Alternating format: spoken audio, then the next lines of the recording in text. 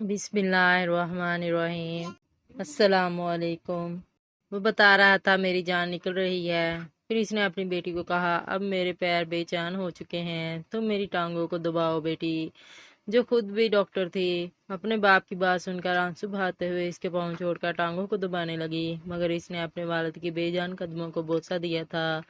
باپ اپنے پیروں پہ دیے گئے بوسے کو محسوس نہیں کر سکا تھا، کیونکہ وہاں سے جان نکل چکی تھی، مگر اس نے اپنی بیٹی کے آنسو دیکھ لیے تھے اور اسے سینے سے لگائے ہوئے کہا تھا کہ بیٹی، میں نے اکثر مسلمانوں کی طرح مدینے یا مکے میں مرنے کی خواہش کبھی نہیں کی، البتہ میں ہمیشہ اللہ تعالیٰ سے دعا گو رہا کہ مجھے اسلام اور اپنی مخلوق کی خدمت کرتے ہوئے موت دینا۔ میری یہ دعا قبول ہو گئی۔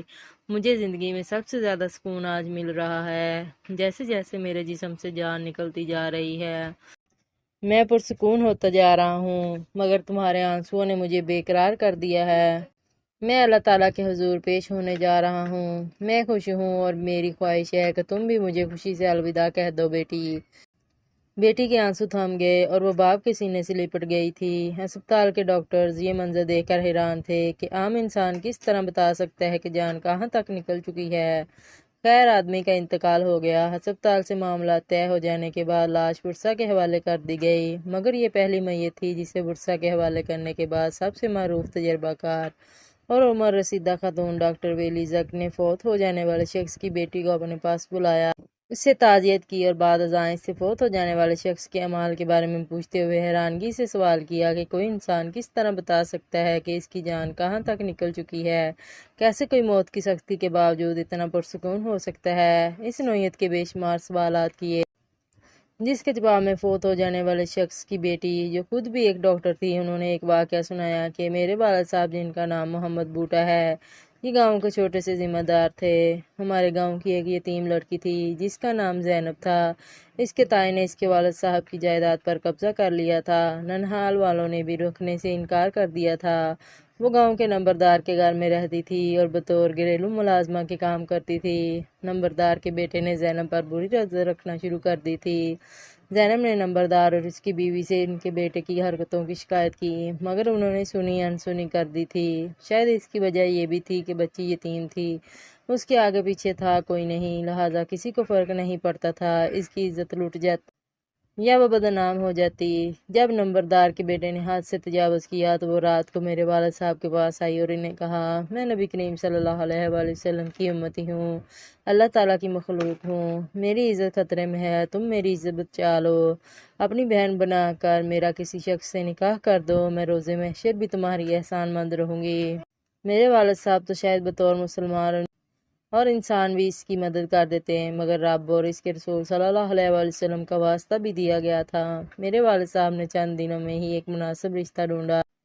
گھر میں کچھ بھی تو تھا نہیں، لہٰذا زمین بیچ کر کچھ زیور وغیرہ اور سامان خریدا اور زینب کو اپنی بہن بنا کر اپنے گھر سے رخصت کر دیا۔ زینب کی شادی کے چند ماہ بعد میں پیدا ہوئی تو میرا نام بھی زینب رکھا گیا۔ میرے والد صاحب نے محنت مزدوری شروع کر دی، کچھ زمین ٹھیکے پر لے لی، مگر دوسری طرف نمبردار صاحب نے اس بات کو انا کا مسئلہ بنا لیا کہ ان کے گھر کی مفت کی نوکرانی کو آزاد کروا دیا گیا ہے۔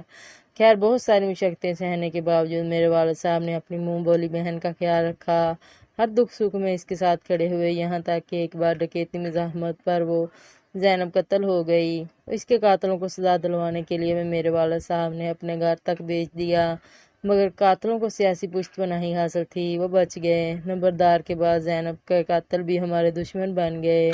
میرے والد صاحب مجھے اور میری والدہ کو لے کر لاہور آ گئے، یہاں ایک ریٹائر ملٹری آفیسر کے گھر ملازمت اختیار کر لی اور یہیں سے میرے والد صاحب کو ان کی نیکیوں کا صلہ ملنا شروع ہو گیا۔ انہوں نے ریٹائرڈ آفیسر کی والدہ صاحبہ کی بہت خدمت کی اور بہت دعائیں لیں۔ وہ آفیسر اپنی والدہ کو علاج کی خاطر جرمنی لایا تو بطور خادم میرے والدین کو اور مجھے بھی ساتھ لایا۔ اس کی والدہ صحت یاب ہو کر واپس چلی گئیں، مگر میرے والد صاحب کی درخواست پر انہوں نے ہمیں یہاں ہی رہنے کی اجازت دے دی۔ میرے والد صاحب اپنی محنت مزدوری کرتے اور فارغ ہونے کے بعد 2 گھنٹے کے روزانہ اولڈ ہوم جاتے، وہاں مقیم بزرگ لوگوں کی خدمت کرتے، دعائیں لیتے، یہاں تک کہ ان کی خدمت سے متاثر ہو کر لوگوں نے اسلام قبول کرنا شروع کر دیا، جس کی وجہ سے اولڈ ہوم کی انتظامیہ نے ان کے داخلے پر پابندی لگا دی۔ وہ اپنے اس عمل سے باز نہ آئے اور باہر مل جانے والے بزرگوں اور آس پڑوس کی بزرگوں کے ساتھ وقت گزارنے لگے۔ انہوں نے ایک حلال کھانے کا ہوٹل بنا لیا اور اسی چیز میں اللہ تعالیٰ نے برکت ڈال دی۔ انہوں نے اپنی ضرورت سے زیادہ پیسہ جوڑ کر رکھنے کی بجائے خدمت انسانیت پر خرچ کرنا شروع کر دیا۔ وہ وقت جو پہلے اولڈ ہوم میں گزرتا تھا وہ ہسپتالوں میں گزارتے، مریضوں کی عیادت کرتے، ان کو تحائف دیتے اور ان کی خدمت کرتے۔ اللہ تعالیٰ نے ان کے ہاتھوں کئی لوگوں کو ایمان کی توفیق بخشی، اور کوئی بھی ایسا شخص نہیں تھا جس نے ان کے ذریعے اسلام قبول کیا اور بعد میں انہوں نے اس کی مکمل ذمہ داری نہ لی ہو۔ آج بھی بہت سے لوگ میرے والد صاحب کی زیر قبالت تھے اور میرے والد صاحب روز ان کو اسلامی تعلیمات دیتے تھے۔ میرے والد صاحب نے ایک چھوٹا سا ادارہ بنا رکھا تھا جسے اسلامک سینٹر کے نام سے رجسٹرڈ کروا لیا تھا۔ انہوں نے مجھے آخری وصیت یہی کی تھی کہ کوشش کرنا میرے بعد بھی وہ ادارہ اسلام کی خدمت کرتا رہے۔ والد صاحب کی روداد سنانے کے بعد زینب ایک بار پھر رونے لگی۔ ڈاکٹر نے اس کو دلاسا دیا اور رخصت کر دیا۔